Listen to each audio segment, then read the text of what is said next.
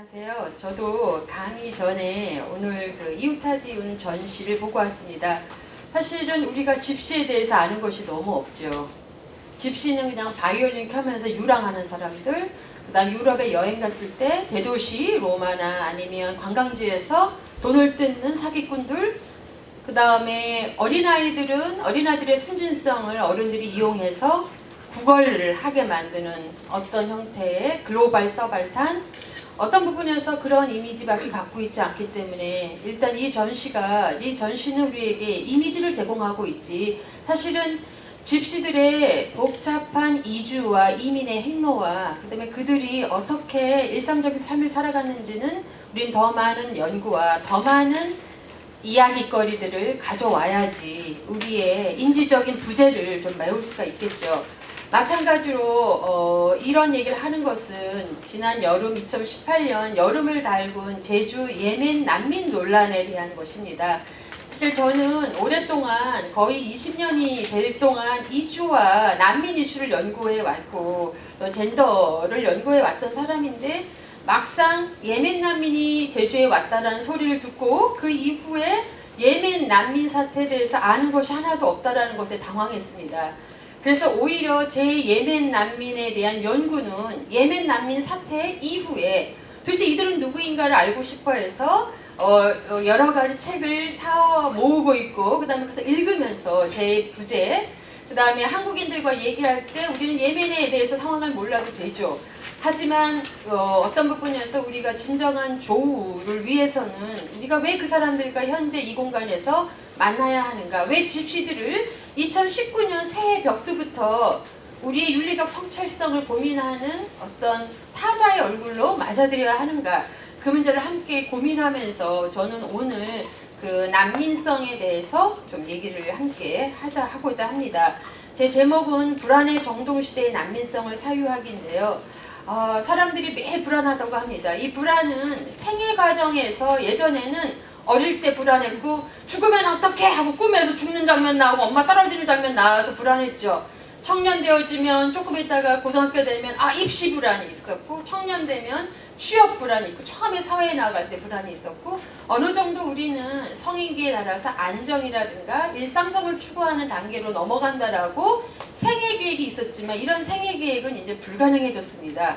모든 사람이 알 수 없는, 예측할 수 없는 어떤 삶의 조건을 견디고 버티고 새로운 형태의 자생성을 만들어내면서 살아가야 되는 신자유주의적인 어떤 불안이 일상화된 시대에 살고 있는 것이죠.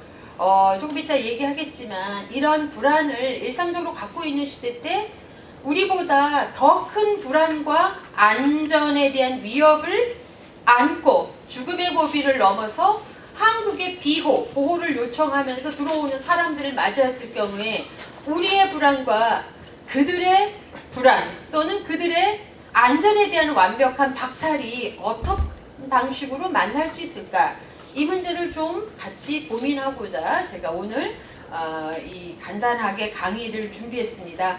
그래서 우리가 난민성을 사유하기 전에 우리가 조우라는 개념을 한번 이해해 봐야 될 것 같습니다. 인카운터, 만나죠. 우린 다양한 방식으로 사람들을 만나고 어떤 책을 통해서, 이미지를 통해서, 여론과 미디어를 통해서, 필름을 통해서 타자의 얼굴과 일상과 맞이합니다. 우리는 어떤 조우를 하는 것이 우리의 삶에 어떤 최소한의 윤리적 수행성을 증강하고 올 수 있을까요?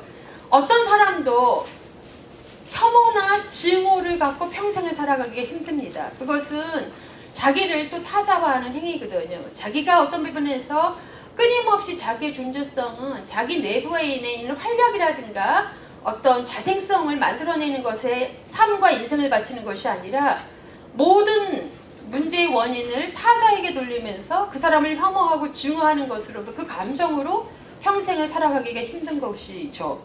그래서 우리는 조라는 것들이 갖고 있는 의미를 한번 생각을 해봐야 될 것 같습니다. 다양한 조가 있는데 어떻게 난민, 이주자, 집시하고 조우할 수 있을까요? 정말 낯선 타자들이죠.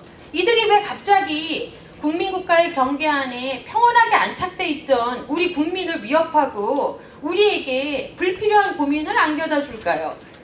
우리는 어떤 조우를 해야 될까요? 그런 부분에 있어서 유럽에서는 집시나 난민 문제에 대해서 우리보다 많은 고민을 해왔던 어떤 시민 사회와 어떤 지식인과 좀 국가가 있었죠. 이들에게 있어서 조우라는 개념은 이 가장 낯선 타자를 어떻게 우리와 함께 같은 공간에 있는 또 다른 행위자로 바라봐야 되는가에 대한 문제를 우리보다 훨씬 더 많이 고민을 했다고 봅니다. 그래서 조우의 정치이라는 것은 어떤 부분에서 우리는 다양한 조우와 그 조우의 영향력과 결과를 어떤 방식의 정치, 시민사회를 만들어내는데 사용할 것인가의 문제이겠죠. 그래서 조우라는 것은 유럽의 역사에 있어서 이제까지 낯선 타자로 간주되었던 집시, 난민, 유대인, 유색인 이주자는 결코 갑자기 외부에서 온 외부인이 아니며 아웃사이더가 아니며 유럽의 식민지 근대 또는 어떤 현대화된 근대의 프로젝트와 이후 현대적 글로벌라이제이션의 역동성을 구성하는 일부, 그러니까 우리 내부의 역사 구성의 복수적 주체들로 바라봐야 된다는 것이 지금 우리가 조우를 생각하는 개념인 거죠. 나와 저기 먼 곳에 외부에서 온 타자의 경계가 설정된 사람이 아니라 어떤 부분에서 자발적 이주든 강제적 이주든 먼 이주의 항로를 통해서 유럽이란 땅에 와 있었고 집시는 15세기부터 있었죠. 그런 것이 유럽의 역사를 구성하고 사회를 구성하는 내부인 통합된 어떤 역사 구성의 복수적 주체들로 봐야지만 우리가 그들과 공존할 수 있다는 거죠. 그런 개념으로 유럽에서 집시나 난민 또 유대인을 바라봐야 하는 어떤 많은 성찰적 고민들이 역사 구성의 복수적 주체로서 그들을 바라본다라는 것이죠. 우리가 구성해온 역사에 그들이 갑자기 외부에서 쑥 들어온 것이 아니라 그러면서 우리한테 우리가 성취한 파일을 나눠달라고 애걸하는 프리라이더가 아니라 그들은 다양한 역사적인 이주의 통로 안에서 이미 들어와 있었고 그들과 함께 새로운 방식으로 역사를 구성해 나가고 역사는 그런 방식으로 구성된 거죠. 그리고 이주자나 유목적 주체에 대해서 우리가 우리 사회에 들어왔으니 한국말을 익히고 뭐를 해라 하고 쉽게 동화의 대상으로 바라보는 거 쉽게 이들은 동화되지 않습니다. 우리가 한번 생각해 보세요. 왜 UCLA에 다 한국말 하는 학생들이 그렇게 많고 로스앤젤스의 코리아타운은 왜 만들어지며 필리핀에 국제학교에 한국 아이들은 왜 이렇게 많으며 어떤 부분에서 우리는 어떤 방식으로 쉽게 문화적 정체성이 이주지에서 이주자의 언어나 음식이나 라이프 스타일로 동화되어지고 국가가 어떤 기획을 하면 그 동화가 되어지고 정복되어질 수 있다는 생각을 갖지 않는 것이 중요한 것이죠. 정복이 안 되기 때문에 수용소에 가둬서 제노사이드를 시키는 겁니다. 쉽게 동화되지 않고 그들이 갖고 있는 고유성이 너무나 권리적거리는 이질성이라고 느끼기 때문에 그들을 한꺼번에 학살하는 거죠. 여러분들 생각하기에 여러분들의 낳은 자식들도 동화가 안 되잖아요. 여러분들의 인생과는 정직하게 살아라! 근데 맨날 엄마 그 주민등록 빼가지고 막 크레딧 카드 해가지고 게임하고 왜 밥 먹이고 돌보고 24시간 20몇 년을 같이 산 사람도 삶의 철학에 동화되지 않을까요?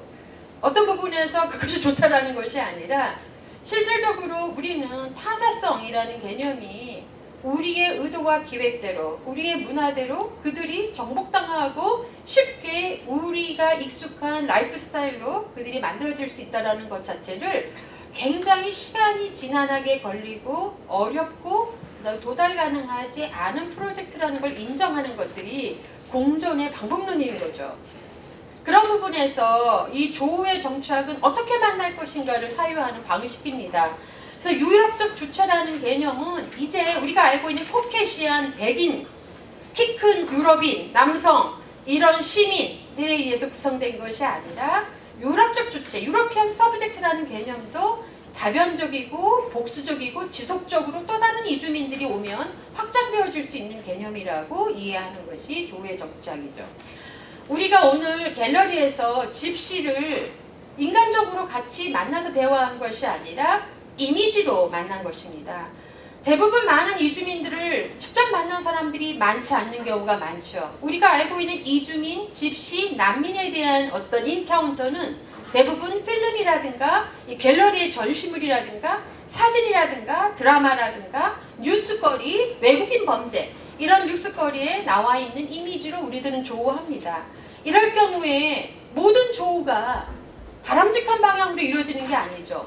자주 본다고 해서 그들을 이해하고 그들을 공존의 주체로 삼는 것이 아닙니다. 러브인 아시아 얼마나 거기 국제결혼 이주여상 많이 나와요. KBS에서 한 거. 저도 보면은 이러지 말아야 되는데 그 여성들이 항상 가난하지만 좋은 삶을 위해서 한국에 와가지고 열심히 살아가는 주체. 그렇지만 여전히 고향을 그리워하면서 눈물 흘리는 어떤 사람. 그래서 한국이라는 장소성 그들에게 새로운 미래를 기획하는 희망의 장소로 끊임없이 예견된 스토리, 시나리오가 나오는데 그거 볼 때마다 막 눈물 흘리고 그럽니다. 본다라는 행위를 하는 주체인 우리는 실제 많은 이미지를 통해서 이주민과 난민을 보지만 이해하고 있는 것일까요? 오히려 우리가 만들어내고 있는 많은 주류 미디어들은 국민과 선주민의 욕망을 반영하는 경우가 많죠. 어떻게 보고 싶으냐, 그들을 어떻게 바라봄으로써 그들을 통제하고 그들이 우리 땅에 와서 위협이나 아니면 불안을 일으키지 않는 존재로 사유하고 싶어 하는지에 대한 우리의 욕망을 반영하는 것이 주류의 미디어입니다. 그러나 많은 경우에 최근에 나오는 많은 전시들과 이주민이 개입한 많은 필름들은 조우의 정치학을 위하여 굉장히 많은 형태의 그 시각적 이 장치들을 만들어냅니다. 결국 본다는 행위를 통해 우리는 우리가 보는 주체로서 관객, 응시자로서 우리의 입장은 아주 간략하게 얘기하면 두 가지로 나눌 수 있겠죠. 하나는 조우의 정치학을 통하여 우리의 인지가 확장되는 경험입니다. 예를 들어서 폰자네시 같은 사람이 이주민 영화나 이런 것들을 분석할 때 선주민 또는 관객, 응시자 또는 이주민들은 그 영화를 보면서 자신도 그들을 타자라고 봤는데 자신의 타자성이 환기되어지는 경험들을 하는 거죠. 가난한 어린이의 모습을 보고 나의 가난한 어린 시절에 내가 얼마나 선택지가 없었는가. 누구라도 긍정적인 얘기를 해주는 사람이 있었으면 얼마나 좋았을까. 이런 식의 자기 자신도 끊임없이 필름이나 이런 전시를 통해서 타자성으로의 여행을 하는 존재임을 알게 되고, 그렇기 때문에 유럽인, 한국인은 내가 자기만족적이고 자기 보존적인 실체가 아니라는 사실을 알게 되는 것이죠. 그러면서 다양한 형태들의 조우를 영화나 시각, 갤러리적인 전시, 사진물들에서 담아냄으로써 누가 어디에 소속되고 있어야 하는가, 그 다음에 우리와 그들은 얼마나 동일한 존재인가, 우리와 그들이 갖고 있는 감정과 정서와 이런 것들은 얼마나 다를 수 있고 갖출 수 있는가에 대한 낯선 타자에 대한 대안적 모델들을 우리가 가질 수 있다는 것이 이 조우의 정치학인 것이죠. 어떻게 만나는가의 문제예요. 하지만 우리가 본다라고 해서 아무리 좋은 전시를 보고 어떤 의미 있는 기획과 마주한다고 해서 이주민이 만들어낸 영화를 본다고 해서 우리가 자기 확정적인 형태의 대안적 모델을 갖는 것으로 나가지 않죠.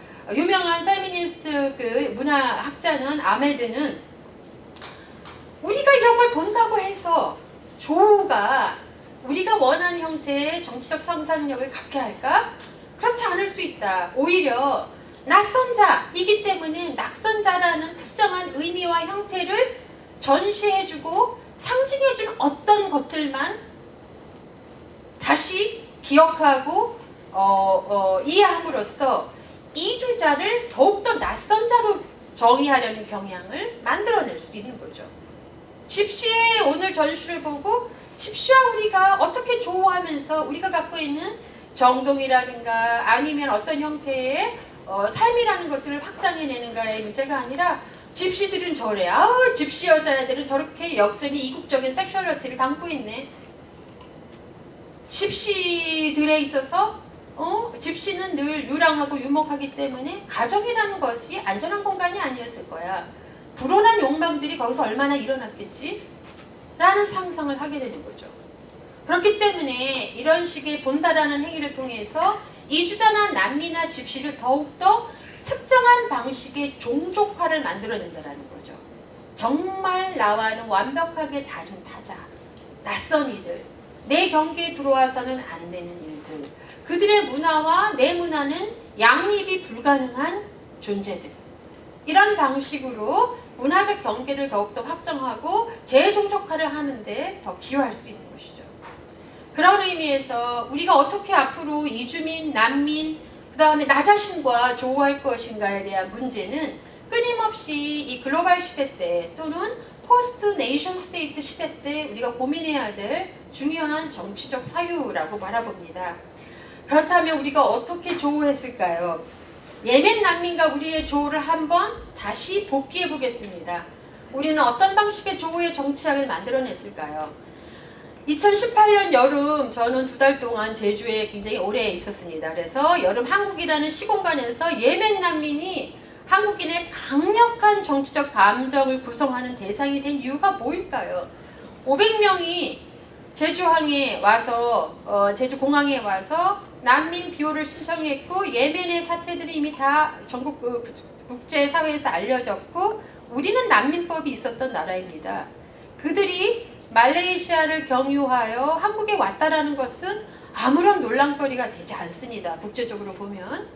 왜냐하면 지난 5년간 독일은 65만 명의 시리와 예멘 난민을 받아들였습니다. 65만 명이죠. 그런데 우리는 지난 3, 4년간 시리아 난민이 7, 800명 와 있고요. 그 다음에 제주에 오기 전에 이미 서울을 통해서 인천공항을 통해서 예멘 난민들이 500명 와 있습니다. 서울에. 그런데 제주를 통해서 온 난민들이 갑자기 집단적으로 4월 말부터 5월에 집단적으로 온 것이 이제 논란이 된 것이죠. 그러면 왜 이렇게 강력한 제주 예멘 난민이 우리 사회를 흔들었을까요?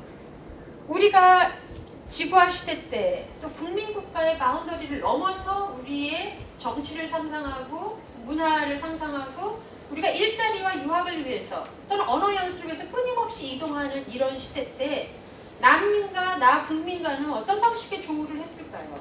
한번 과거도 아니고 현재도 진행 중이지만 복귀해 보겠습니다.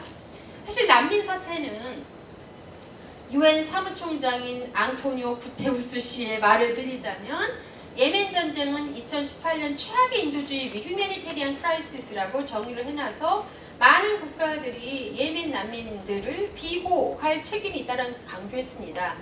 예멘이 2,900만 인구의 4분의 3에 해당하는 2,200만 명이 현재 원조와 보호를 필요로 하는 상황이지만 이들이 다 탈출할 수 있었을까요? 우리가 제주에서 와서 서울에서 만나는 예멘 난민들 많은 82% 이상이 남성이었죠. 이 난민들은 사실 탈출이 가능한 존재들이었습니다. 건강한 몸, 그 다음에 이들을 비행기 태워서 보낼 수 있는 집안의 경제적 자원, 남성이기 때문에 너가 빨리 나가서 오랜 난민의 경로를 통해서 난민 인정을 받아서 일자리를 차지하면 송금을 하여 너의 다른 가족들을 빨리 탈출시키라는 명령을 가지는 생계부양자, 또 아니면 내가 징병당하지 않겠다고 나오는 사람들, 여러 형태의 이유로 여기에 빠져나온 사람들은 굉장히 숫자적으로 다수가 아니죠. 그런데 우리가 생각하는 것처럼 예멘 난민들이 다 지금 유럽과 한국에 왔을까요? 대부분 모든 난민들은 경제적 자원이 없고 비행기를 탈 수 있는 여유가 없고 여권을 만들 수 있는 상황이 아니기 때문에 무조건 주변국으로 피신하고 주변국들이 특별히 예멘 난민 보호나 아니면 다양한 난민 보호를 하지 않는 법이 없더라도 일단 들어온 사람을 내치진 않습니다. 추방을 하진 않죠. 그래서 해외로 피신한 예멘 출신 난민과 비호 신청자들은 대부분 인접국에 있습니다. 오만에 5만 1,000명이 있고 소말리아 4만 명. 소말리아가 가난한 나라 전쟁 있다고 하지만 수용했습니다. 사우디아라비아 39,880명, 지부티 37,000명, 이디오피아 14,602명, 수단 7,309, 말레이시아 2,830명, 그 다음에 유럽 국가에 지금 10,000명 이하의 난민들이 산재해 있습니다. 우리나라에 500명이 오고 그 전에 500명까지 합하면 1,000명의 예멘 난민들이 한국에 입국한 것이죠. 그런데 이들이 왜 그렇게 예외적으로 불순한 존재로 취급받았을까요? 한국 정부는 비호 체계가 있습니다. 난미 프로텍션을 하는 건 비호 체계가 법으로 보장되어 있습니다. 1929년에 난민협약에 가입했는데 우리 박근혜 전 대통령께서 우리의 글로벌 위상을 드높여야 된다. 인권 국가라는 우리의 위상을 드높여야 된다 그래가지고 아시아 최초로 독립적인 난민법을 만들었습니다. 2013년 7월 1일. 그때 대대적으로 전 세계에 선전하는 거 보면 정말 놀라울 만큼 현재의 상황이 허망합니다. 우리는 글로벌 책임을 지겠다. 우리는 가장 부유한 국가이다.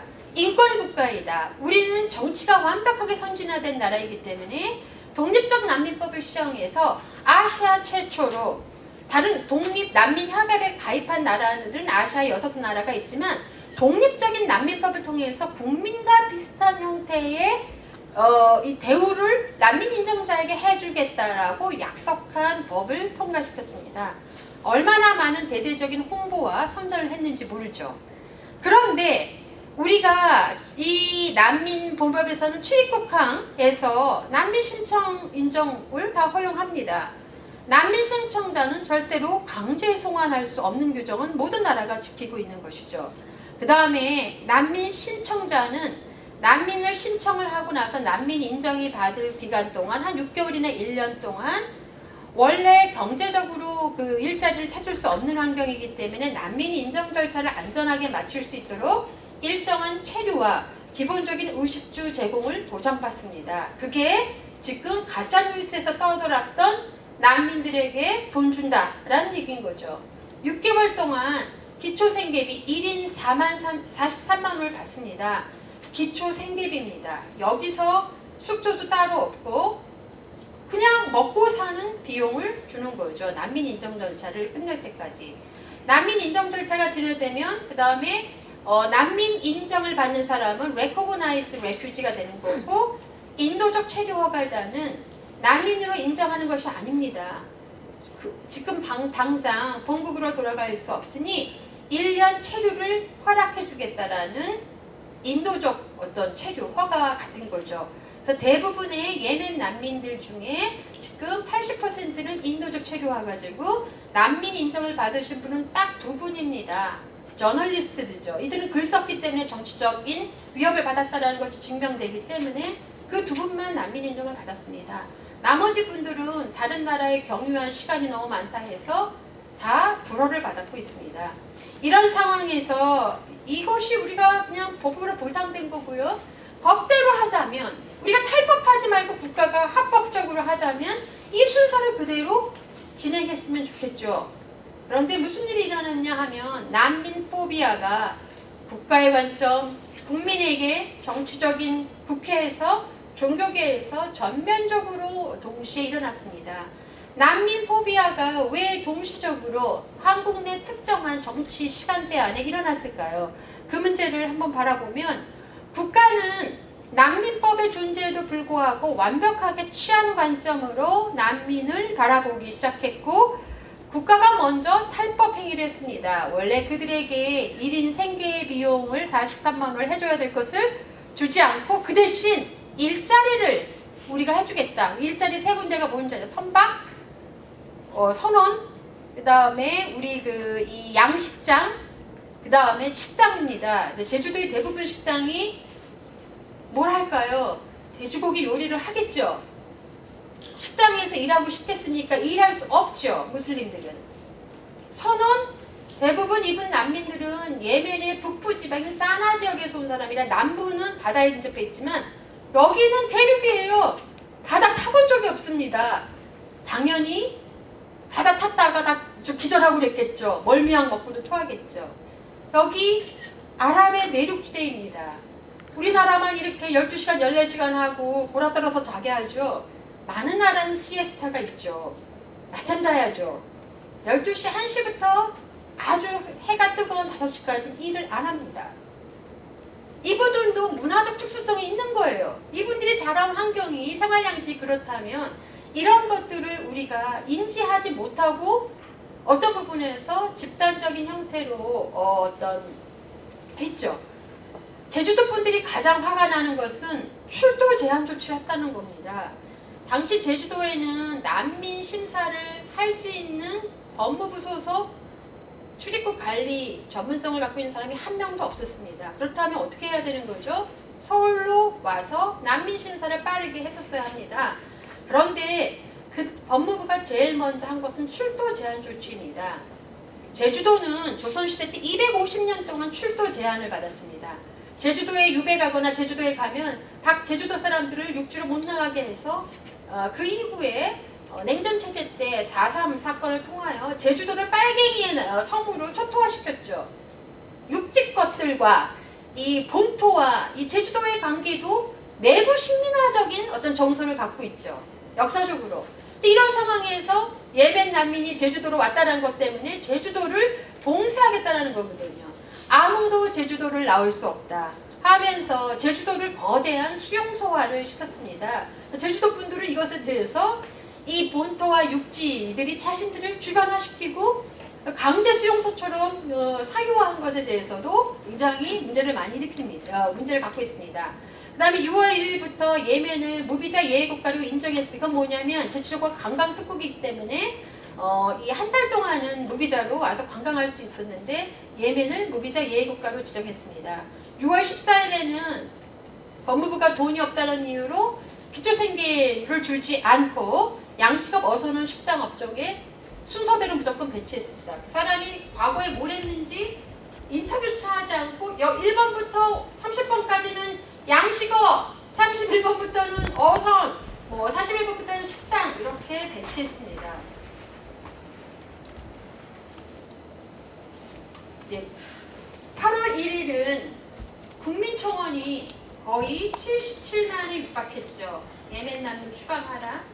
그것에 대해서 법무부 장관, 저희 전 연세대 교수셨는데 법무부 장관의 답변을 공부할 것이면 저는 이런 담론 체계가 얼마나 우리가 여전히 치안국가의 관점으로 사유하고 하는 것을 보여줍니다. 법무부는 예멘의 엄중한 국가 정황, 경유기는 말레이시아의 불안정한 체류 실태들을 종합적으로 고려하되 박해 사유 등에 대한 개별적 심사를 엄정히 진행하고 있으며 국민 안전에 대한 우려 해소를 위해 엄격한 신원 검증, 전염병 및 마약 검사 등 조치에 취하고 있으므로 치안국가적 입장을 강조했습니다. 여러분들은 법무부 장관의 이런 소리가 여러분들의 안전을 보호해준다고 진짜 믿고 싶고 믿습니까? 국민정서란 이름으로 유포된 많은 형태의 담론들은 또 어땠습니까? 6월 13일 우리 목소리를 들어라는 국민청원 형식으로 제안된 난민 수용 반대 운동이 시작됐습니다. 그 다음에 가짜 난민 논쟁이 일어났죠. 이 사람은 진짜 난민이 아닙니다. 라고. 가짜 난민의 사유로 든 것은 뭐였어요? 난민일 수 없다. 난민이면 헐겁고 우울한 얼굴 피해자성 있잖아요. 피해자성에 대한 우리 이미지. 막 비굴하고 그래야 되는데 핸드폰을 다 갖고 있단 말이에요. 나 이 티셔츠를 입고 있고 브랜드 옷을 입고 있고 다 한 명씩 다 핸드폰을 갖고 있었다. 그러면 난민이 되면 여러분 난민이 되면 어떤 부분에서 이 사람들이 예멘을 떠난 지가 1년 이상이 된 사람들이 많고 계속 가족과의 연락을 취하기 위해서 이들이 무엇보다 가장 중요한 것은 커뮤니케이션 수단으로서 핸드폰입니다. 그리고 여기 나이키 1불짜리도 많고요. 티셔츠 싼 것도 많습니다. 그런데 난민들 중에 계급 차이가 있죠. 계급 차이가 있다고 그래서 그 나라가 전쟁이 났는데 그러면 중산층은 전쟁 나도 우리 계급 나 중산층이야 나 강남에 있으니까 절대 여기 폭격 안 맞아 하고 안 떠납니까? 난민 사유에 있어서는 계급은 중요한 것이 아닙니다. 우리나라가 한반도가 전쟁이 됐을 때 가난한 사람이 주변국으로 피신하는 거 아니죠. 제일 먼저 윤택한 사람들이 피신하겠죠. 그런 상황에서 이 가짜 난민 논쟁은 난민이 누구인가에 대한 제대로 된 이해가 없었던 것입니다. 무임승차로 많았죠. 난민 한 사람당 180만 원을 받아간대더라. 왜 우리가 건설해 놓은 사회경제적 발전의 이 베니핏을 왜 난민이 얻느냐? 무임승차론. 너네들은 어떤 부분에서 기여하지 않으면서 우리 것을 빼간다. 이런 논의가 많았습니다. 가장 논란이 되는 것은 무슬림에 대한 반감이었죠. 무슬림이 등장하면 안전이 위협되어지고 무슬림이 갖고 있는 여성 억압 장치들이 한국의 여성들을 억압할 것이다. 그 다음에 이제 무슬림이 애들을 많이 낳아서 우리나라 다 퍼뜨릴 것이다. 이런 문화적 지배론, 이런 것들이 다 나왔습니다. 이런 것들이 인터넷을 통해서, 카카오톡을 통해서 기자들의 신문 기사에도 인용되었죠. 그러면서 기자들은 국민 정서에 따르면 하면서 A씨에 따르면 27세 여성 누구씨에 따르면 하고 국민정서라는 이름으로 됐습니다.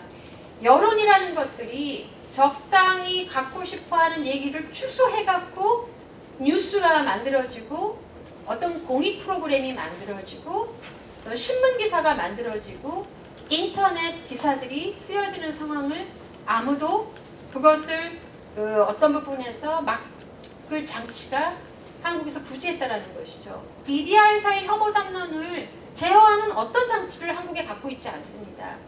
그렇기 때문에 우리가 정보를 얻는 것인지 매일매일 혐오의 댓글에 마주하면서 우리를 취약하고 별 볼 일 없는 존재로 계속 만들어 나가고 있는지 이런 부분이 있는데 이런 것들이 다 장치가 없었죠. 김남희 선생님이 위험한 연대라고 부른 사건이 일어났습니다.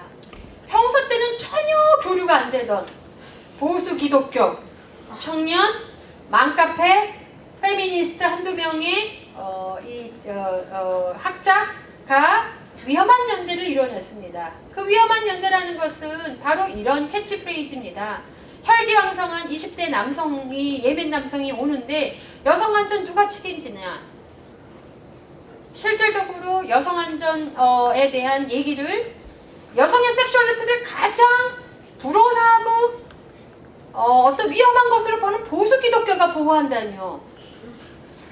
낙태를 금지하고 여성들이 자기 섹슈얼리티를 자유롭게 행사할 수 있는 어떤 방식의 자율권에 대해서 인정하지 않은 보수 기독교가 갑자기 여성 안전에 대해서 보호자적인 입장을 취한다라는 거. 갑자기 몰카 찍던 남성이 혈기왕성한 20대 남성 난민 오는데 우리 한국 여성 누가 보호하냐.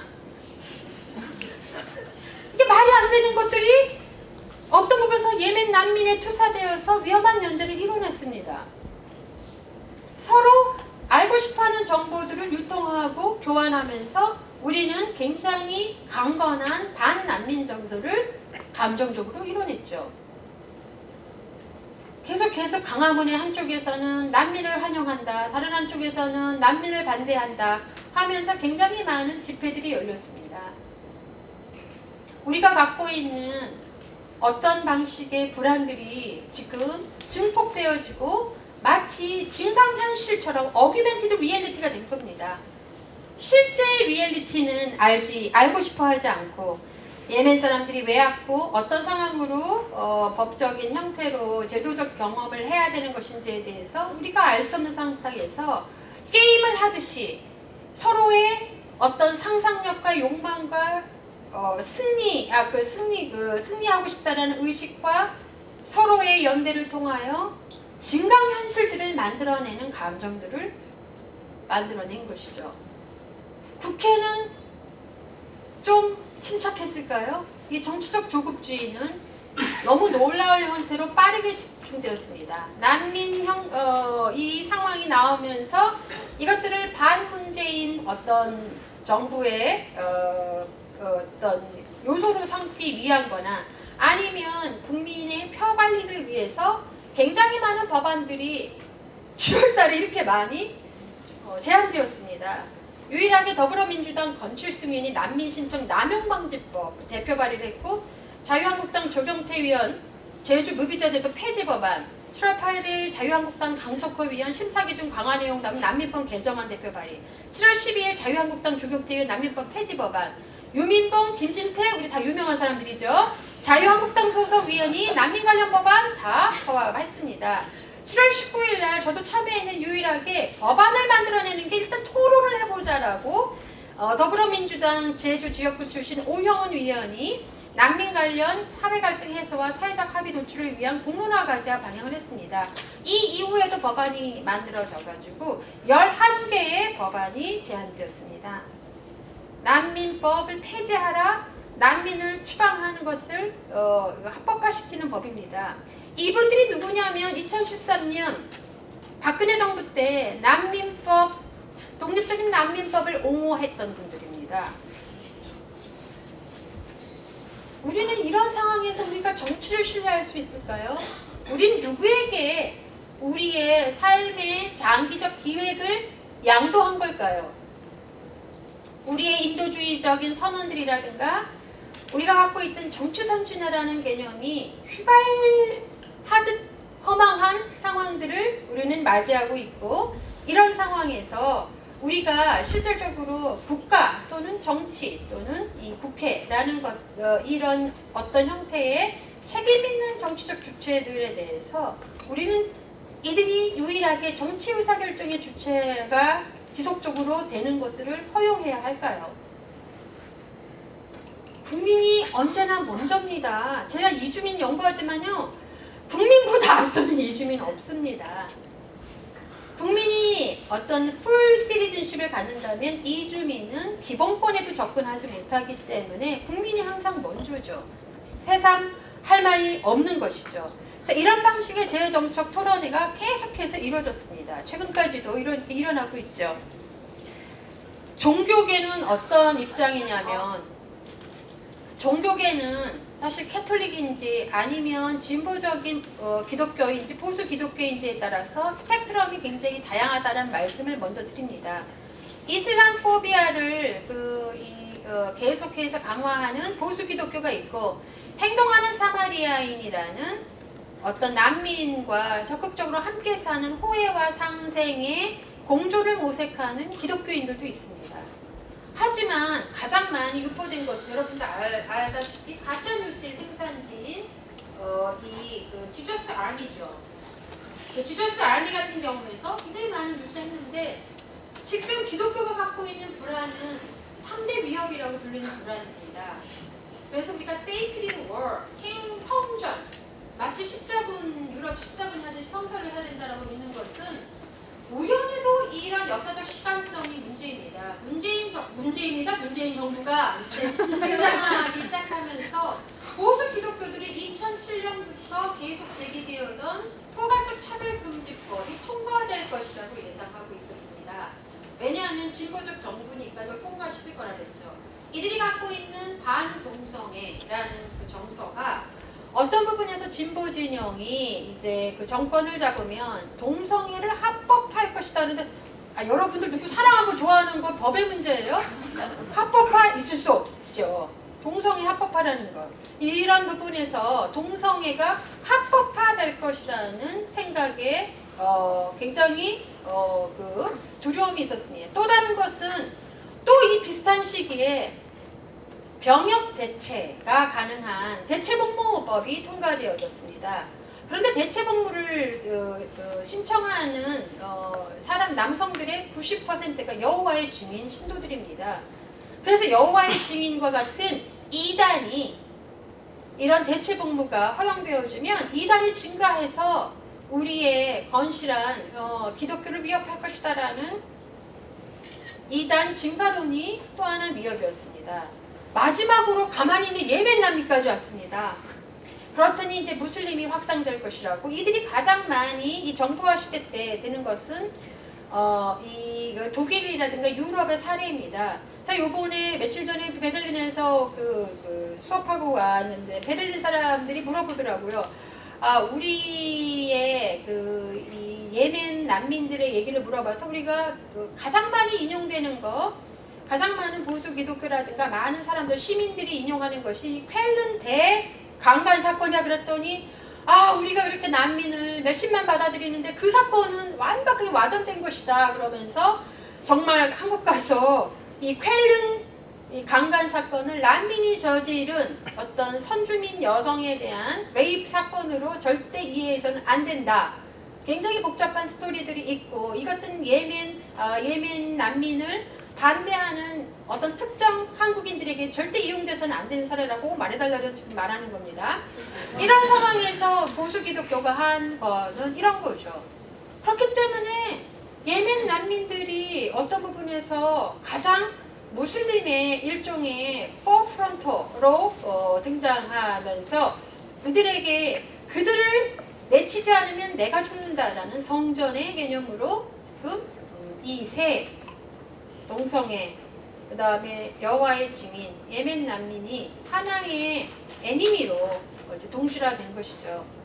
마찬가지로 많은 기독교 신자들이 하나님의 뜻에 따라 외부 이방인을 따뜻하게 우리 집 문 안으로 환대해야 된다는 메타포를 쓰면서 많은 경우에 예멘 난민들을 보호한 것도 사실입니다. 하지만 제가 제주도에서나 목격한 것은 제가 알고 있는 난민이 저한테 이제 그 왓츠앱을 보냈어요. 여기 이상한 사람들이 갑자기 30명 정도 왔습니다. 이 사람들이 누구냐? 그래서 사진을 보냈는데 본인 난민 2명이 거기 숙소에 체류하고 있었습니다.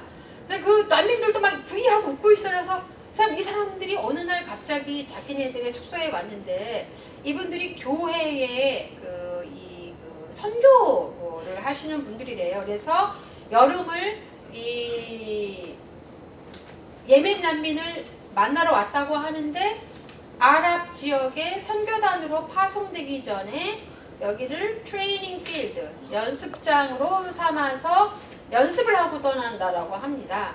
그래서 이분들이 와서 갑자기 2명만 있던 숙소에 30명의 청년, 여성, 사람들이 와서 이분들과 어깨동무를 하고 그런데 거기 계신 분이 자기는 정말 도망 나와야겠다. 거기가 애월 쪽이었는데 여기 어딘지도 장소도 잘 몰라 해요. 그런데 도망 나와야겠다 하면서 우리가 2명이 아침에 빵 먹고 있었는데 갑자기 30명이 와서 우리가 30명의 식사를 아침 저녁으로 해대고 있다는 거예요. 그래서 어떤 부분에서 어떤 조우를 하고 있는지, 이런 조우가 정말 하나님의 뜻인 것인지, 이런 조우가 선교의 굉장히 중요한 방식인지. 왜냐하면 우리나라 보수기독교는 예멘 난민이 오기 전에 홀리스틱 컨버전이라는 개념으로 이주노동자를 개종하려고 했습니다. 자, 이주노동자라면 이주노동자분들이 맨날 괴로워하는 거는 고용허가제로 오시는 분들의 사장님이 독실한 기독교 신자인 경우가 있습니다. 그러면 자기가 인도네시아라든가 방글라데시에 계신 분들을 일부러 자기 직장으로 불러들이십니다. 그러면 이분들은 좋다고 오면은 유일하게 일요일날 하루 쉽니다. 그러면 사장님이 나랑 교회 나가 알람 이러면서 교회 나가고 합니다. 그런데 많은 경우에 한국의 이 외국인 선교에 대해서는 굉장히 문제가 많은데, 특별히 이주 노동자들은 한국에 맥시멈 4년 10개월 동안 체류할 수 있습니다. 그때 홀리스틱 컨버전이라는 건 뭐냐면 한국에 체류하는 동안 독실한 기독교 신자를 만들어내서 다시 본국에 갈 때 선교사로 파송한다라는 개념입니다. 이슬은 무슬림입니다. 무슬림은 태어날 때 자기의 아이덴티티, 이름, 먹는 거, 그 다음에 자기가 세상을 바라보는 방식, 어떤 부분에서 이슬림도 스펙트럼이 다양하겠죠. 우리가 IS라고 부르는 이슬림들도 이 IS가 누굴 죽입니까? 기독교 신자를 죽이는 게 아닙니다. 다른 이슬람들을 죽이기 때문에 이슬람들끼리 연대해서 IS와 싸우고 있습니다. IS와 싸우기 위해서 매 다른 나라에서 파병되어지는 이슬람 병사들이 죽어가고 있습니다. 그러면 IS와 싸우는 사람들이 기독교인들이 아니고 유럽인들이 아니에요. 다른 이슬람 사람들입니다. 그런데 우리는 이렇게 싸우는 이슬람이나 IS나 똑같은 이슬람이라는 다 테러리스트라고 부릅니다. 전 세계 25%가 되는 이슬람 인구를 적대적 차자로 호명하는 나라가 어디 있습니까? 그런데 게다가 그들을 우리의 구미에 맞게 개종해서 홀리스틱 컨버전을 시키겠다라고 기획을 할 수 있는 나라는 사실은 많지 않을 것 같습니다. 이런 상황에서 제가 제주에서 목격한 현실은 너무나 극렬하게 우리가 조우회를 어떤 윤리로 우리가 조우해야 될 것인지에 대해서 깊은 고민을 하게 만들었습니다. 물론 제가 아는 선교사님 훌륭하신 분들 많습니다. 그러나 어떤 선교사들은 예멘 난민을 악마화하고 그들을 어떻게 선한 양으로 만들어내는 것을 매일매일 설교하시면서 굉장히 많은 후원금을 다양한 교회에서 받아오셨습니다. 그래서 애월에 큰 이 게스트하우스를 빌리셔서 70명의 난민을 수용하시고자 했습니다. 그런데 마침 그 지역이 어떤 지역이냐면 애월에 약간 다 10분에 났으니까 유수암이라는 지역이었는데, 여기는 또 어떤 지역이냐면 최근에 문화이주란 이름으로 자기 아이들을 덜 경쟁적으로 교육시키고자 서울이나 아니면 다른 본토에서 아이들을 데리고 학교에 입학시킨 맘카페가 강력한 동네였습니다. 그랬더니 이 유수암의 이 게스트하우스에 이 사람들을 머무르게 한 계획이 맘카페의 반대로 무산되었습니다. 그런데 다른 이 난민과 했던, 조금 이따 얘기하겠지만, 이런 방식의 이 얘기들, 제주 얘기는 조금 이따 하겠습니다. 그러니까 난민 포비아가 왜 이 시간에 이런 때 일어났는가? 시간성에서 무조건 그것이 인종차별주의적인 국민 때문의 문제라고 볼 수 없습니다. 우리 국민도 정치적 열망이 팽배했던 시기입니다. 촛불 시위 이후에 우리는 나라를 구제했다라는 어떤 국민의 힘으로, 내 손으로, 내 헌신으로 나라의 정치를 바꿨다라는 굉장한 자부심을 갖고 있는 진보적인 국민들이 굉장히 많았죠. 이게 나라냐라고 시작해서 모든 주권은 국민에게 있다라고 발화하면서 국가의 통치체제를 아래로부터 개혁시킨 민주화의 하나의 증거를 만들어냈습니다. 그러나 그 증거는 국민특권주의 사상을 더 많이 강화시킨 것이죠. 결국 내 손으로 이룬, 내 땅에서 이루는 정치개혁이라는 것들이 그 베니핏은 누가 가져야 하는가의 문제입니다. 이 내가 만들어낸 적폐청산의 이 내 손으로 만든 노력의 결과물로서의 형평성, 공평, 안전, 정의의 가치는 왜 돌아오지 않는가? 왜 내가 체감되지 않는가? 이런 사회적 열망은 있었지만 그것이 지난 몇십 년간의 축적된 적폐가 1, 2년에 해결되는 것은 아니었겠죠. 그래서 내 헌신의 결과물이 정치적으로 체감되지 않는 상황을 청년, 여성들이 계속 2015년 이후에 어떤 젠더 이코티에 대한 굉장히 젠더 평등을 해도 체감되지 않죠. 이런 상황에서 내 헌신의 결과물이 체감되지 않은 상황에서 결국은 어떤 방식의 형평, 공평, 안전, 정의의 가치를 위배하는 제주 예멘 난민의 등장. 당신이 헌신하지 않은 파이를 공짜로 먹겠다고? 내 파이를 지키자. 근데 그 파이는 뭘까요? 이 글로벌 시대 때 나는 어떤 나의 기회와 나의 생존과 나의 사랑을 위해서 해외로 떠나고 나의 오락과 소비를 위해서 해외를 떠나지만 결국은 그 파이는 우리 국민에게만 받고만 나누지 않겠다라는 것은 결국은 우리 사회가 이 파이를 지키려는 이 파이의 성격은 썩은 파이, 썩어가는 파이를 몰토로 지키겠다는 겁니까? 이런 식의 파이라면 결국은 우리가 모든 사람을 경제적으로 위계화시키고 어떤 분은 나와 타자를 경계를 지면서 최소한의 위기를 함께 같이 관리하고 나아가려는 사회적 이동에 대한 욕망이 없다면 이 파이는 왜 지켜야 되는 파이고 이 썩은 파이를 먹는다고 해서 그것들이 건강한 사회를 만들어질까요? 이런 여러 가지 상황이 있습니다. 저는 이것이 그냥 인종차별주의적인 국민이 이렇게 많다더라는 예시를 하는 것이 아니라 시간성에 대한 고민을 하는 겁니다. 우리가 왜 지난 여름은 그렇게 난민 포비아로 달구고 또 한편에서는 난민 환영에 있던 진보적 목소리들이 만들어졌을까요? 결국은 예멘 난민은 여러 층의 복잡한 정치적 절망과 희망이 교차하는 한국의 정치의 감각, 정치 정동 시간대에 우연하게 들어온 지구인인데 우리 한국 사회에 존재하는 모든 불안들을 사회적 외부자였던 난민이 대리하게 하는 구조의 대상물이 된 것이죠. 이런 상황에서 그 강렬함과 그 열기와 그 강도는 우리 사회에서 일찍 보기 힘들었던 형태의 난민 포비아로 감정적으로 등장하기 시작한 것입니다. 그런 상황에서 물론 이 몇 개월 안 되고 1년도 안 되는 시간에서 공존의 방법론을 터득한 사람들도 많습니다. 제가 제주도에서 본 많은 사람들은 제주도는 외국인 커뮤니티가 잘 발달되어 있지 않습니다. 서울, 물론 있지만 그렇게 크지 않은 부분이죠. 난민 지원단체가 부재합니다. 경험도 없고 제조업이 없어서 일자리를 수용하기도 힘듭니다. 이런 인프라가 없는 제주도에 500명의 난민이 왔고 제주도민의 민간 역량에 의한 더불어 살기가 시작되었다고 홍기룡 평화 공동체 선생님께서 말씀하십니다. 민간 역량에 의존하여 살았다라는 거죠. 왜냐하면 법무부가 영원을 지불했습니다. 빵원.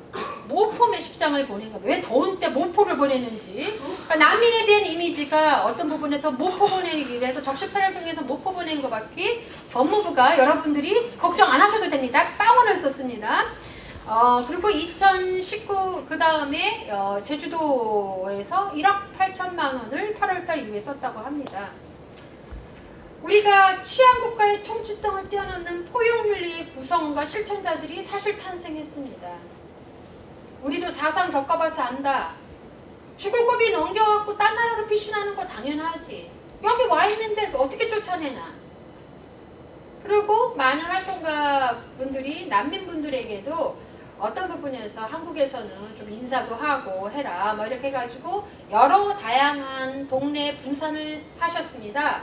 집단적인 그 70명 80명 수용하는 것은 주로 기독교 보수 기독교는 아니고 하여튼 기독교에 했지만 이 캐톨릭이라든가 NGO 네트워크에서 한 것들은 다 분산 거주입니다. 3명 4명 어떤 분산을 거주를 해줬을 때 어떤 마을에 들어가면 무조건 난민을 보내지 않았습니다. 활동가들이 가서 그 마을 분들에게 여기 난민 4분이 이 동네에 와서 살아도 될까요? 괜찮으시겠습니까? 처음엔 안 된다고 하시는 분이 있었겠죠. 그런데 그럼 어떡하냐 여기 와서 살아. 그러면 이제 난민분들에게 가시기 전에 많은 교육을 합니다.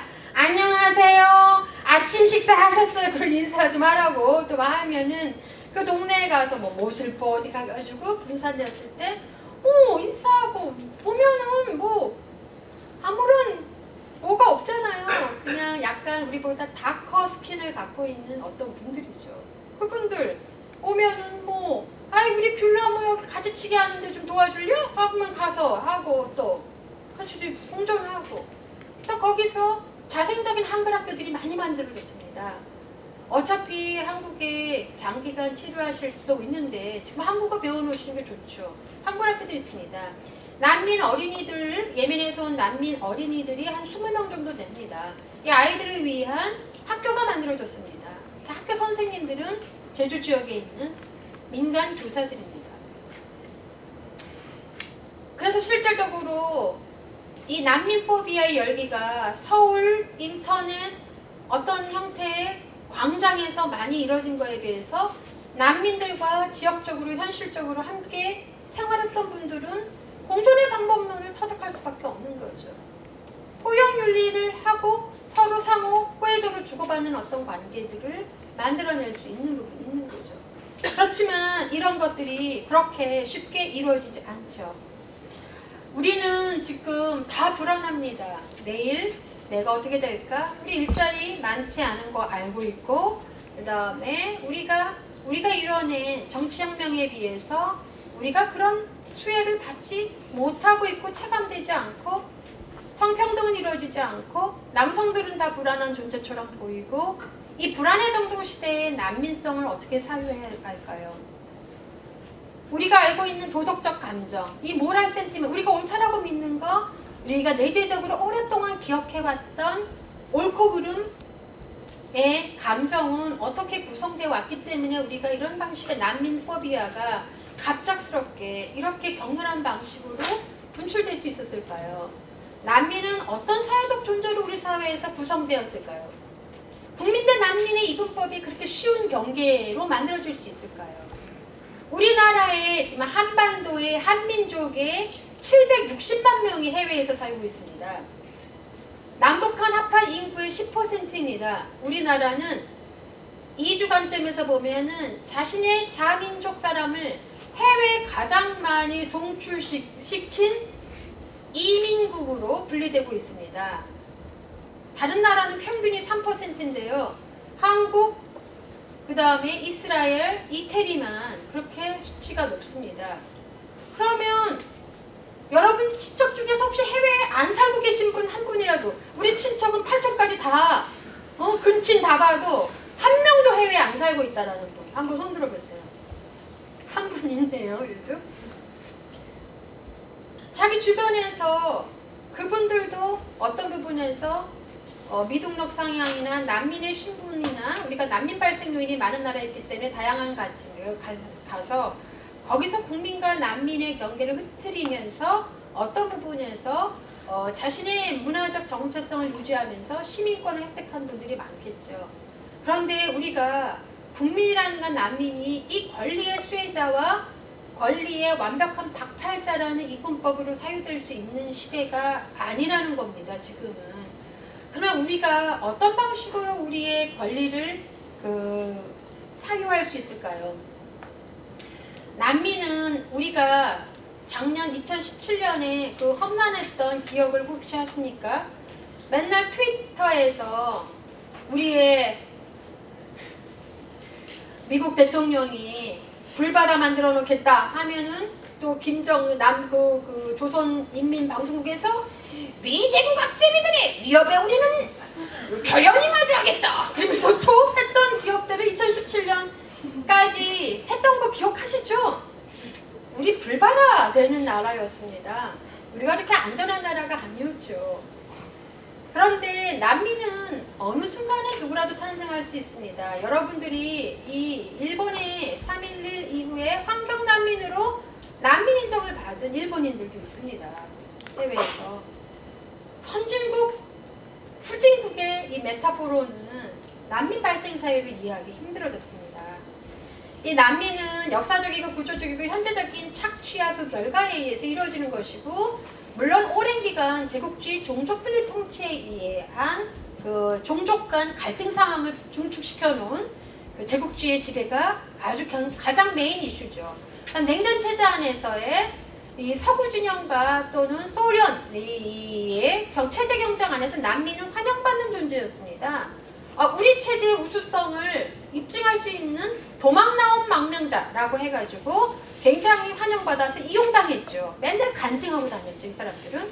하지만 지금 시대 때는 신자유주의 국가와 기업의 자원 약탈, 전쟁, 철거, 추방, 강제집행, 환경 파괴와 국가보호 기능의 부재에 의해서 난민이 많이 발생합니다.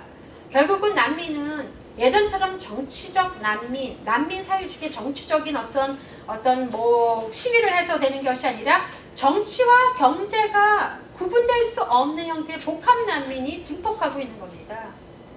정치적으로 박해를 당했겠는데 일자리를 주지 않았죠. 어떤 부분에서 어떤 추방했죠. 살아갈 방도가 없었죠. 그러면 이 사람들은 먹을거리를 위해서 딴 나라로 이용하려면 그 사람이 정치 난민입니까? 아니면 경제주의자입니까? 그런 부분이 모호해지는 난민들이 대부분인 거죠. 그래서 정치 경제 복합 난민이 신자유주의 이후에 굉장히 증폭했을 때 우리도 난민성이라는 것들이 우리 내부 안에 사실은 굉장히 많이 위험으로 산재하고 있습니다. 하지만 우리가 여전히 치안 관점에 의존하고 있는 것은 국가가 여러분의 생명과 안전과 미래를 약속해 준다는 것은 근대 국가의 헛된 약속이죠. 국가 부재의 시대에 여전히 국가처럼 보기라는 것이 익숙해 있다는 것입니다. 신자유주의 통치성이라는 것은 국가 조종자 역량을 약화시켰습니다. 국가는 이제 거대한 글로벌 자본의 유통을 쉽게 하는 역할을 하기 위해서 탈규제, 노동유연화, 환경규제 개선, 환경규제를 더 낮추는 이런 역할을 하면서 글로벌 자본의 유통과 총자본, 대자본의 이익을 확장시켜내는 역할을 하고 있습니다. 그렇지만 국가는 여전히 많은 국민에게 헛된 희망을 줍니다. 우리가 당신의 안보를 책임질게. 당신의 치안은 우리에게 맡겨. 그래서 신자유주의 통치정 시대 때는 민주주의의 재분배 정책이 활발하게 이루어진다고 믿고 싶은 국민에게 민주주의적인 어떤 형평과 공평을 제공하는 대신 안보와 치안의 문화적 이데올로기를 더 강화하는 국가를 우리가 마주하게 됩니다. 국가의 위상과 사실은 허상이 만들어지는 것이죠. 이러한 상황에서 장기적인 개혁은 부재하고 어떤 부분에서 임시적인 부재책만 남발하는 형태의 국가가 우리가 매일 목격하는 국가입니다. 그렇기 때문에 우리는 좋은 국가를 만들기 위해서 정치개혁을 하고 시위를 하고 많은 형태 아래로부터의 시민 역량을 길러내는 노력을 몇 년간 해온 것이죠. 하지만 국가의 통치성은 늘 그 국가가 유토피아적인 선전, 우리가 당신을 보호해 줄 것이다, 내가 책임진다, 대통령의 이름으로 내가 해보겠다 라는 선전에도 불구하고 언제나 국민을 동질하고 단순하며 이분법적으로 보고 타자와 국민과의 관계, 위계화적인 방식으로 그 세상을 보는 방식의 국민 만들기를 여전히 만들어내고 있습니다. 국가가 보여주는, 국가가 만들어낸 교과서, 국가의 어떤 정책들, 미디어에 재현되어지는 타자들, 경제적으로나 아니면 문화적으로 학력이 낮다라고 믿어지는 사람들에 대한 조소, 장애인에 대한 격리, 이런 것들이 우리가 여전히 정상국가의 정상시민과 정상국가의 비정상시민들 또는 비정상국가의 난민들로 세계를 바라보게 만들어냅니다. 이런 상황에서 실질적으로 우리는 무엇을 우리의 권리라고 보았습니까? 탄생의 신비입니다. 앙생호가 The Graves of Tarim, 이게 예멘 난민들의 이동에 대한 얘기인데요. 타림에 있는 무덤들에 대한 책에서 뭐라고 말했냐면, 이주자의 사회에서는 우리가 맨날 너 어디서 나세요? 어디 출신이세요? 고향이 어디예요? 물어보지만 이주자에게 가장 일생을 통해서 중요한 것은 당신이 어디서 태어난 곳이 아닙니다. 왜냐하면 돌아가지 못할 수 있으니까요. 나의 소속과 감정의 기반이 여전히 먼 곳에 있는 나 고향에 있지만 내가 현재 이주민으로서 딴 나라에 살기 때문에 결국 마지막 죽음을 어디에서 맞이하고 나의 무덤을 어디에 둘 것인가가 가장 이주민에겐 중요합니다. 고향이 어디냐고 물어보는 사람에게 라는 말은 고향은 있지만 탄생한 곳은 있지만 죽는 장소를 우리는 뭐라고 부릅니까? 국민들은 탄생한 곳과 죽는 곳이 같기 때문에 한 번도 죽는 장소를 명명하지 않았습니다. 하지만 이주민들은 끊임없이 국가의 경계를 유동하면서 생존의 위협과 불안 때문에 여러 곳을 이용하다 결국 내가 마지막에 어디서 죽을 것이고 내 시체가 결국은 화장을 하든 뼈투성이든 옷 조각한 상황이든 내 고향 땅에 묻힐 수 있을까? 이게 가장 걱정이죠. 그런데 birthright, 나 여기서 태어났어. 나 우리 아버지도 국민이고 우리 엄마도 국민이야. 나 에스닉 코리안이야. 나 혈연이야. 내 이 영토에서 굉장히 많은 삶을 살았거든. 우리가 갖고 있는 국민됨의 권리라는 것은 우리의 탄생의 신비에 의존하고 있는 거죠. 우리가 어디에서 탄생했다는 것이 그렇게 우리가 100% 완벽한 권리를 갖고 타자를 격리하고 추방하고 때로는 인종학살을 할 수 있는 그 권리를 부여할 수 있나요? 인간으로서? 사람은 단순히 내가 어떤 국가에 속했다라는 것들이 어디서 태어났냐로 우리는 나의 국민됨을 주장합니다. 그래서 모든 탄생의 장소로부터 권리를 주장하죠. 그래서 국가가 원래 국가의 오리지널 어원도 탄생하다 에서 나왔습니다. 하지만 우리가 이 birthright, 우리가 blood 이런 것과 내가 어떤 에스닉 그룹에 속했던 것들이 저기 먼 곳에서 15세기부터 유럽 사회에 400년 이상 머물렀던 집시의 역사적 개입을 무시하고 그들을 어느 날 가스실에서 집단 학살할 수 있는 권리를 부여할 수 있다고 생각합니까? 우리가 생각해야 될 것은 우리의 권리는 우리가 탄생한 탄생지로부터 해서 오는 모든 권리를 받는 것이 국민됨의 다른 권리 행사가 아니죠. 실질적으로 우리가 권리를 얼마나 자연화시켰는가. 마치 내 몸뚱아리처럼 권리는 확장되어야 되고 논쟁되어야 되고 기본권이라는 권리는 누구라도 수혜될 수 있도록 만들어져야 되는 것이지, 권리는 자연화되거나 권리를 한번 국민으로 받았다고 해서 그것이 영원히 그 권리를 모든 타자에 대한 폭력이나 압박이나 비하나 혐오로 생산할 수 있는 그런 견고한 안전장치가 될 수 없다는 겁니다. 우리가 휴머니즘을 왜 얘기합니까? 휴먼 라이츠를 왜 얘기합니까? 권리의 자연화와 견고화가 우리처럼 단일민족주의가 강한 국민됨을 하나의 가장 중요한 권리로만 사유해왔던 나라에서 가장 자연화되어지고 가장 견고화되고 있습니다. 근대적 국민됨은 곧 권리 행사와 의미 행사의 주체, 이것 이상의 의미를 부여하지 않았습니다. 권리는 논쟁되는 겁니다. 권리는 어떤 부분에서 이제까지 근대 남성 시민권의 권리가 많은 타자와 여성들을 복속하면서 성적 계약을 통해서 이루어진 거라면 그 권리는 제한될 필요가 있겠죠. 그런 상황에서 우리가 권리를 자연화했다는 것은 내 권리의 속성을 문제 삼지 않고 타자와 부합하고 경계하고 차별할 수 있다는 망상을 제공해주는 형태의 국민됨입니다. 그렇기 때문에 이 권리는 권리가 아니라 폭력 행사의 양도적 지배를 국민으로부터 국가로부터 부여받은 어떤 치안적 형태를 가질 수밖에 없습니다. 그렇기 때문에 무서운 겁니다. 우리가 기본권이 확장이 가능한 사회가 우리가 열망했던 적폐청산의 사회가 아니었는지 다시 궁금해합니다. 누가 배제되어질 수 있는 대상이 될 수 있는가요?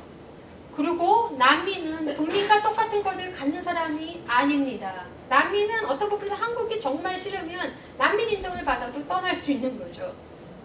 유동하고 자기가 어떤 선택지 없음에도 불구하고 자기의 안전과 자기가 난민되었던 이유를 사유하면서 난민됨의 이유를 없애기 위해서 끊임없이 좋은 정치적 장소성을 찾아가는 하나의 이주민입니다.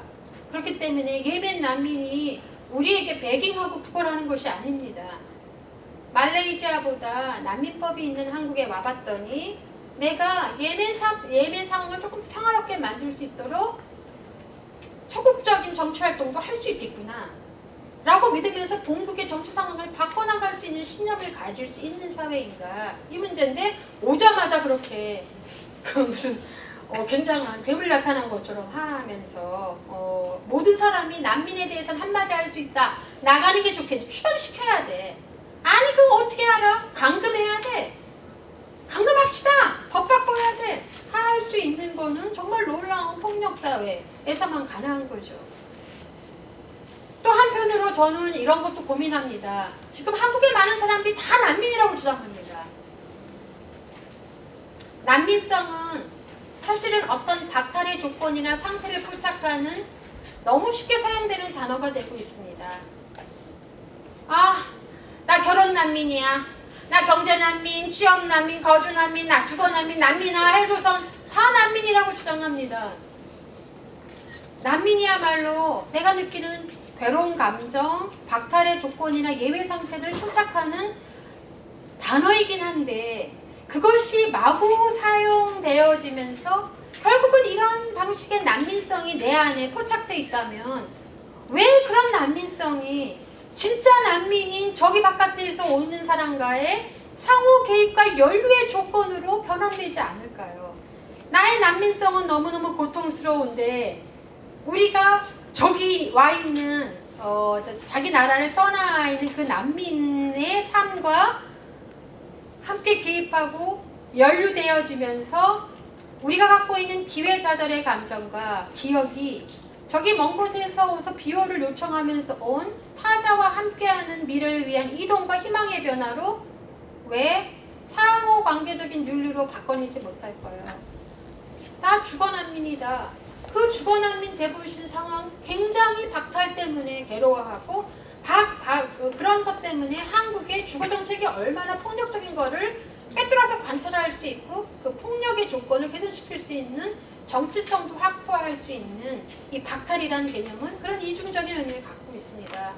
그런데 우리가 난민성이라는 개념을, 난민이라는 개념을 그렇게 사용하는데 어떤 부분에서 그 진짜 경제 난민이기도 하고 일자리도 없고 거주도 없는 그런 난민, 문화적으로도 언어도 통하지 않는 그 난민에 대한 감정체제와 상호 연류의 윤리학으로는 왜 변화되지 않을까요?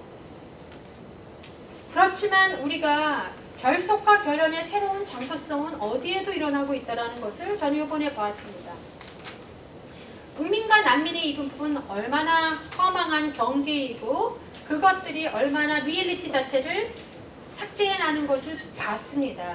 우리는 새로운 결석과 결연의 새로운 장소성을 지금 만들어내고 있습니다. 익숙하지 않은 방식으로 만들어내고 있는 것이죠. 우리가 갖고 있던 birth rights, 탄생 신화와 자연권으로서의 국민의 권리, 국민됨, 국가법을 넘어서 지정되지 않은 방식, 난민이면 도와줘라, 불쌍해라, 아니면 추방해야 하다는 이분법적인 대우와 같은 지정되지 않은 방식으로 자율적인 결속과 결연의 장소성을 만들어내는 것이 가능한가요? 저는 가능하다라고 믿고 있기 때문에 오늘 여러분들과 이 얘기를 하는 것입니다.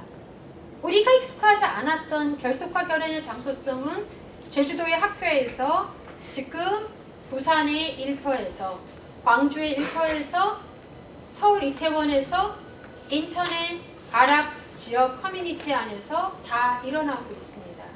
전혀 익숙하지 않은 사람들이 결속과 결혼을 만들어내는 것이죠. 처음에 제주 예멘 난민이 왔었을 때 제일 먼저 제주 예멘 난민에게 우리 집으로 오세요라고 손을 내밀었던 것은 제주에 와 있던 외국인 선생들이었습니다. 그러니까 원어민 선생들 같은 분이 자기도 이주자여서 아니까 그 감정을, 그래서 새로운 결속과 결연이 제주에서 예멘 난민과 어떤 부분에서 필리핀에서 온 여성들 간에도 이루어진 것입니다. 이런 방식의 국가의 경계와 국민됨, 탄생 신화와 자연권의 허위적 권리 개념에서 벗어나서 결연과 결연의 새로운 가능성들을 모색하는 장소성들이 진짜 만들어지고 있고 앞으로 만들어질 거라고 저는 믿습니다. 결국은 박탈이라는 것은 우리가 존재하지 않는 것처럼 취급당하고 우리가 아무것도 소유하지 않는 조건을 수용하고 수행하는 경험들을 통해서 이뤄내고 있는 정치윤리학의 새로운 포지션입니다. 그럴 때는 관계성, 연루된 조제이라고요? 조건입니다. 그래서 감응하는 존재, 윤리적 책임으로서의 반응성, 낙선, 취약성을 통해 우리의 한계, 실패, 가능성을 표출하는 이 모든 행위들이 부끄럽고 낯설고 어리석은 것이 아닌 것이죠. 지금 내가 갖고 있는 어떤 방식의 취약성들, 이제까지 한 번도 이런 취약성을 경험해보지 않았지만 갑자기 어느 날 파트너가 병이 나고 내가 실직하고 이런 낯선 취약성을 사유하고 또 그것들을 거기서 오는 한계와 실패와 가능성을 표출하면서 우리가 난민성이라는 개념을 복합적으로 사유하고 그 난민성이 저기 먼 곳에서 오는 이질적 타자가 가져오는 난민성하고도 어떻게 조화를 시키면서 우리가 결연의 장소를 만들어낼 수 있을까? 그 부분을 지금 고민하는 것이 불안의 정동시대 때 우리가 어떤 난민성을 사유하는 방법이라고 봅니다. 하지만 제가 지금 시간을 굉장히 많이, 지금 몇 분인지 좀 말씀해 주시겠어요? 네, 10분만 하겠습니다. 사실은 저는 예멘 난민 남성들을 많이 만나고 여성들도 많이 만났는데 우리 안에 들어온 사람은 보이는 난민이고 TV에서 나오는 보트 피플 다 TV 대중매체에서 뉴스에서 나오는 유럽으로 항해한 데다가 죽은 어린이 보는 사람입니다. 보이는 난민과 비가시화된 난민까지 우리가 생각을 해봐야 되는 부분도 있습니다. 정말 보트피플이나 남성 난민은 우리 안에 들어와 있는 예멘 난민들 중에 80% 이상이 남성이죠. 남성 난민들이 떠나간 자리에 예멘에 남아있는 어린이, 여성, 노인 남성이 존재합니다. 그들은 전쟁터, 재앙, 태아를 지키고 있습니다. 여기 한국에서 오신 예멘 난민분들도 저도 아무리 난민 연구를 했지만 의심했습니다. 너무 명랑하신 거예요. 막 프로페서 킴! 막 그러면서 막 이러가지고 알았습니다 막 이러고 했는데 또 영어가 되는 분들이 이제 까불이들이 좀 있으세요. 막 명랑. 그래서 아, 이 사람이 이렇게 명랑할 리가 없는데 막 그랬는데 아니까 명랑한데 저한테 조금 자기가 이렇게 취약한 상태하고 슬픈 상태를 보이면 자기가 이제 더욱더 비존재처럼 취급당한다. 그런 것 때문에 자기가 이주하면서 겪은 생활의 지혜라고 말씀하시더라고요. 근데 새벽녘에 한 20초 정도 간단하게 그 통화가 되는 경우가 있답니다. 매일 시도를 하지만 지금 케이블들이 다 나가가지고 안 되는데 그러면 맨날 듣는 옆집 삼촌이 죽었다. 어린애가 죽었다라는 친척의 죽음 소식을 계속 들어요. 그래서 그분들이 계속 저한테 하는 말이 오늘도 죽음의 고비를 넘겼다라는 얘기를 자기는 죽음의 고비를 피해왔지만 계속 죽음의 고비를 넘기는 사람들을 내가 매일매일 청취하고 있다 합니다. 그런데 어린이, 여성, 노인, 남성이 전쟁터와 재앙, 폐허를 지킨다고 했었을 때 많은 난민들에 대한 인터뷰를 해봤더니 예를 들어서 미얀마에 있는 난민들 중에 소수민족 종족들 중에 이분들이 난민 상황이 됐기 때문에 젊은 오빠들은 다 빠져나갔어요. 유럽이나 미국으로. 그래서 난민 인정을 받고 나름대로 잘 살고 있다고 합니다. 그런데 남성들이 징집을 당한다는 이유로 남성들이 생계부양자 역할을 한다는 희망 때문에 남성 먼저 비행기를 태본해서 탈출시켜야 된다는 가부장적 속속 때문에 먼저 탈출해서 그 사람들은 몇 년 전에 이미 난민 인정을 받았는데 난민의 사유가 별로 반하지 않았는데 거기에 남아있는 사람들이 대부분 어린이와 여성들입니다. 이 여성들이 지금 당하고 있는 상황은 우리가 볼 수 없는 현실이죠. 근데 많은 현실 중에는 그 군대 병사들이 와갖고 야 너네 오빠 어디 가서 미국에 지금 살고 있어요. 돈 보내주지. 돈 갈취. 보호자가 아무도 없다고 생각하니까 성적인 강간, 어린이를 인신매매시켜서 성노동자 만들어내는 행위. 그러니까 이런 비과시화된 알 수 없는 상황에서 여전히 난민이지만 가장 최후의 식민지처럼 그 사람의 몸과 정서 상태가 완벽하게 자원으로, 잉여 자원으로 만들어지는 상황들. 죽게 내버려두는, 그들은 죽던 말든 상관없다라고 죽고 내버려두는 죽음 정치의 글로벌라이제이션. 보트 피플이 보트를 타고 몇십 명이 수장되어더라도 let them die. 할 수 없잖아. 오지 말라는 왜 밀항의 형태로 국가의 경계를 넘어. 죽도록 내버려 두자고 하는 죽음 정치가 지금 일어나고 있는 상황에서 고민이 많을 수밖에 없는 상황입니다. 그래서 우리가 우리의 불안은 세계가정화되어 있고 우리의 불안은 누구에게 적대를 투사한다고 해서 우리의 불안의 조건들이 사라지는 것이 절대 아니죠. 과도한 미래주의의 주술들 속에서 우리는 미래주의가 만들어내는 너무나 많은 협박들에 시달리고 있죠. AI가 도리한다. 인간 평균 다 실업자 될 것이다. AI가 싸우는 방법. AI를 이겨내는 감성 지수 높이기.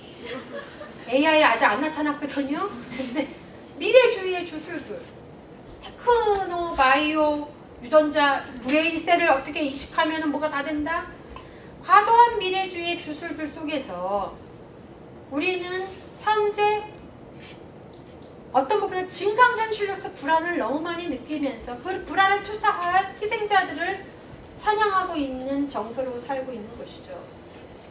불안의 주술들 속에서 현재와 여기를 응시하면서 변화시켜내는 행위가 가장 정치적인 행위가 되고 있습니다. 어떤 부분에서 우리가 그런 상황이기 때문에 이 난민 포비아가 우리의 불안을 일으키는 우리의 과도한 미래주의의 주술 속에 사로잡혀 있는 우리의 증강현실들을 만들어낸 존재들도 아니고요. 그들을 그 존재의 상황들을 계속 초래했던 것도 아니고 여러분이 갖고 있는 썩은 파일을 나눠 먹고자 하는 사람들도 아닌 거예요. 그런 상황에서 우리가 난민의 기획을 청취할 준비가 되어야 된다는 것이죠. 예멘 난민이 매일 하는 것은 의미 없는 사료. 내가 왜 형제에게 총을 들어야 되는가? 우리는 어떤 미국 제국주의라든가 아니면 그 사우디아라비아와 아랍연합과 그 다음에 이란의 대리전을 예멘 나의 고향 땅에서 치르고 있다. 의미 없는 사륙을 위해서 총을 잡을 이유가 없다. 매일 죽음의 고비를 넘는다라고 얘기를 합니다. 그러면서 난민법이 있는 한국에서 내가 본국의 민주화 과정에 참여하고 이들이 그 어떤 초국적 정치 활동을 통해서 뿌리내린 코스모폴리타니즘의 성격으로 자기의 난민성을 발휘하면서 본국의 정치 상황을 변화시켜 내기를 원합니다. 이들은 안보의 개념을 예멘이라는 국가가 자기를 보호해주지 못하고 오히려 살생하기 때문에 다른 국가에 임시적으로 비호를 요청한 것 뿐입니다. 그래서 안보라는 개념은 국가안보가 아니라 이제 신자유주의 불안정한 시대 때는 모든 인간이 제대로 된 몸과 정서를 유지하고 살 수 있는 인간안보, 개개인의 문제로 안보의 개념을 바라보는 것. 불필요한 방식으로 착취당하거나 어떤 부분에서 생명을 박탈당하거나 아니면 그 사람의 문화적 주의를 모욕의 방식으로 되돌려 주거나 하는 것이 아니라 우리가 이제 한 국가의 시민으로서 국가안보가 곧 인간안보라는 개념이 아니라 국가는 치안의 개념으로 오히려 헛된 국민의 자연권, 폭력적인 형태의 국가 통치체제를 국민에게 이식시키는 형태로 국민을 통치하지만 우리는 나의 안전과 나의 어떤 정의로운 가치가 다른 사람의 안전과 어떤 기본권의 수혜자로서의 관계를 만들어 나갈 때만 확보될 수 있는 상호 연루적인 형태의 권리라는 개념을 이해해야지만 저기 먼 곳에 있는 집시화하고도 상상적인 결연의 장소성을 만들어낼 수 있고 예멘 난민과도 현재 여기에서 새로운 결연의 장소성을 만들어낼 수 있다고 보여집니다. 네, 그래서 여러분들이 앞으로 어떻게 조우하실 건가요? 조우의 방법론들을 많이 모색하시면서 제 강의는 여기서 끝내도록 하겠습니다. 감사합니다.